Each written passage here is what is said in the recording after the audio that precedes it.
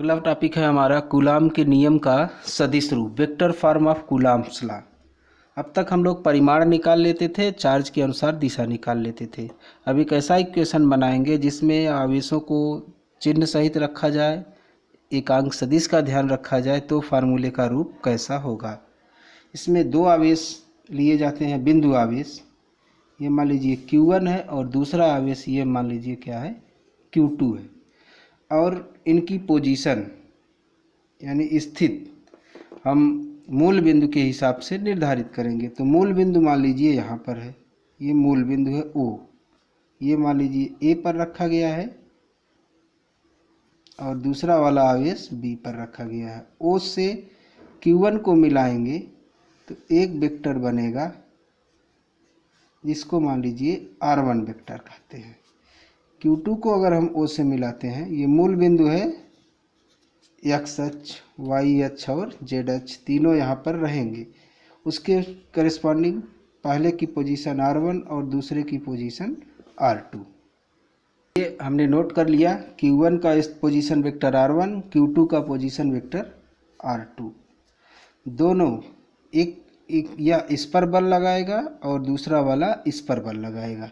तो इसके कारण इस पर अगर हम बल निकालते हैं, यानी Q2 पर लगने वाला बल Q1 के कारण, यानी Q2 पर लगने वाला बल Q1 के कारण, इस पर जो लगने वाला बल है वह Q1 के कारण, या Q2 पर Q1 के द्वारा लगाया जाने वाला विद्युत बल, Q1 द्वारा Q2 पर लगने वाला विद्युत बल। Q2 पर बल लग रहा है इसलिए इसे F2 लिखा जाएगा। F2 किसके द्वारा, फर्स्ट के द्वारा, इसको लिखा जाएगा 1, F21 वेक्टर।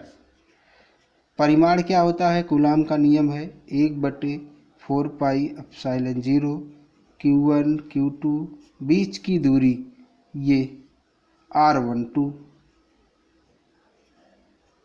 का स्क्वायर, ये परिमाण हो गया। इसमें यूनिट वेक्टर का गुणा करेंगे, जो यूनिट वेक्टर होगा वो इससे दूर की तरफ, ध्यान रखिएगा इसके कारण पढ़ रहे हैं या इसके द्वारा इस पर, तो यूनिट वेक्टर हम इधर का लगाएंगे, यानी ये हमारा R1 से 2 को मिलाने वाली लाइन है कैप, R12 कैप।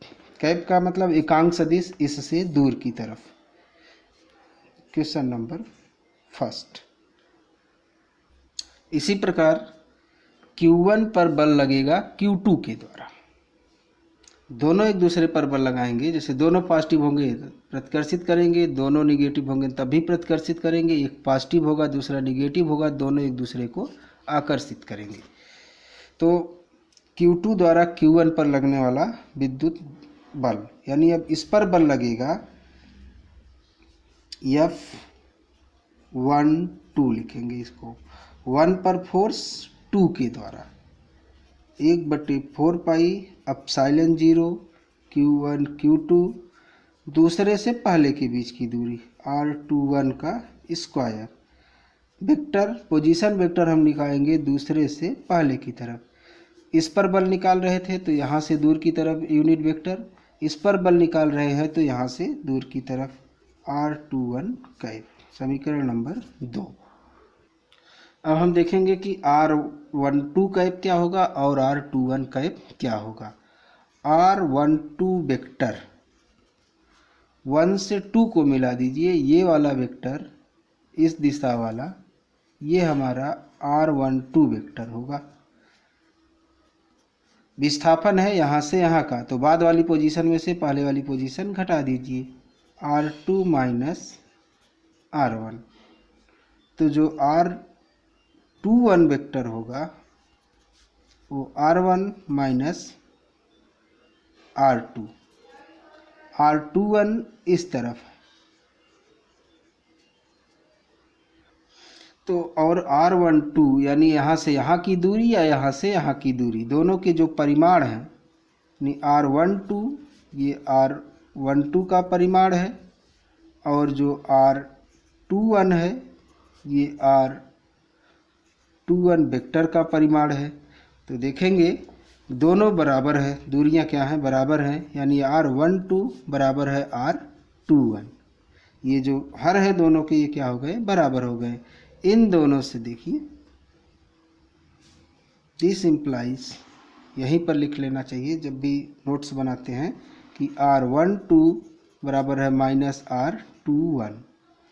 इसका मतलब R12 कैप बराबर माइनस है R21 कैप। दोनों पर एक में दाहिने दिशा में बल लग रहा है तो दूसरे में बाएं दिशा में बल लग रहा है। अतः समीकरण अब ये दोनों हो गए, क्योंकि R12 कैप बराबर है माइनस R21 कैप और R12 बराबर है R21 के। R12 कैप बराबर माइनस R21 कैप, R12 बराबर है R21 के। दिस इम्प्लाइज, समीकरण 1 और 2 से F12 बराबर माइनस F21।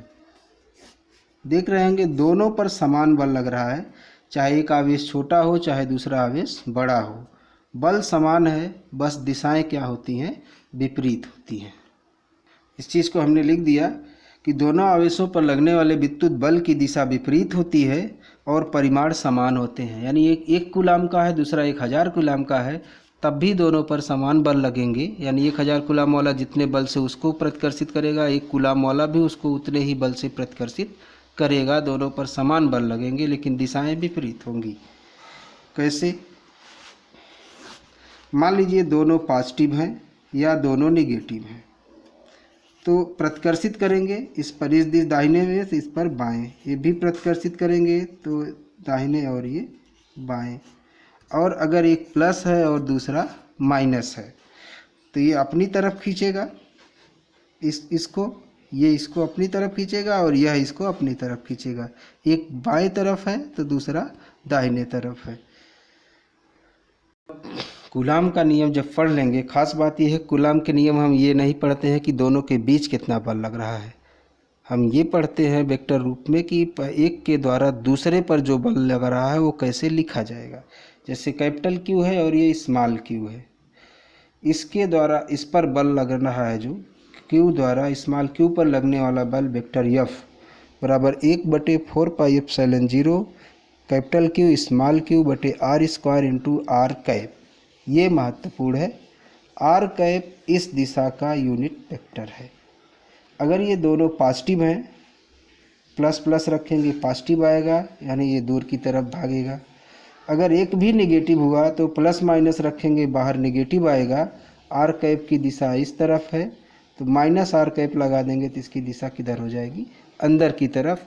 यानी ये इस चार्ज को क्या करने लगेगा, आकर्षित करने लगेगा। चाहे ये नेगेटिव हो जाए चाहे ये नेगेटिव हो जाए, यहाँ पर चार्जेस की वैल्यू वेक्टर रूप में नेगेटिव पॉजिटिव है तो नेगेटिव पॉजिटिव ही रखेंगे।